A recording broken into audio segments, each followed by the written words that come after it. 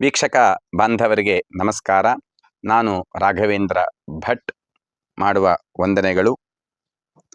March ತಿಂಗಳು 2024ನೇ ಇಸ್ವಿಯ ಮೀನರಾಶಿಯ ಫಲಾಫಲಗಳನ್ನು ನೋಡುವ ಮುಂಚೆ ಮಾರ್ಚ್ ತಿಂಗಳಲ್ಲಿ ಬರತಕ್ಕಂತಹ ಮಹಾಶಿವರಾತ್ರಿಯ ಶುಭಾಶಯಗಳನ್ನು ಹೇಳುತ್ತಾ, ನಿಮಗೆ 70% ಶುಭ ಫಲಗಳು, ಉಳಿದಿರ್ತಕ್ಕಂತಹ 30% ಮಾತ್ರ ಅಶುಭ ಫಲಗಳು ಇದೆ.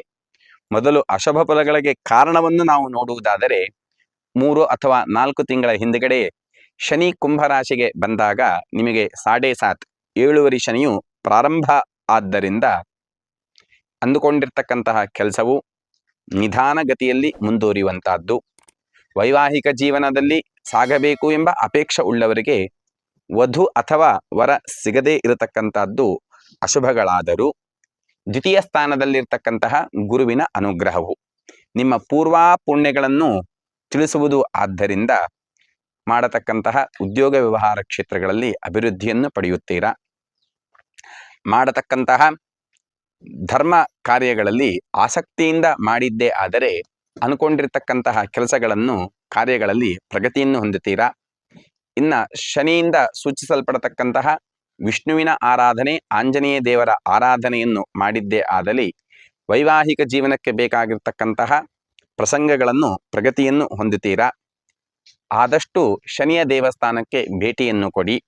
ಶನಿಗೆ ಎಳ್ಳೆಣ್ಣೆಯನ್ನು ನೀವು ಸಮರ್ಪಣೆಯನ್ನು ಮಾಡುವುದರಿಂದ 7.5 ಏಳುವರಿ ಶನಿಯಿಂದ ಬರತಕ್ಕಂತಹ ಯಾವುದೇ ರೀತಿ ಕಷ್ಟಗಳಿದ್ದರೂ ಕೂಡ ಅದು ಪರಿಹಾರ ಆಗುತ್ತೆ.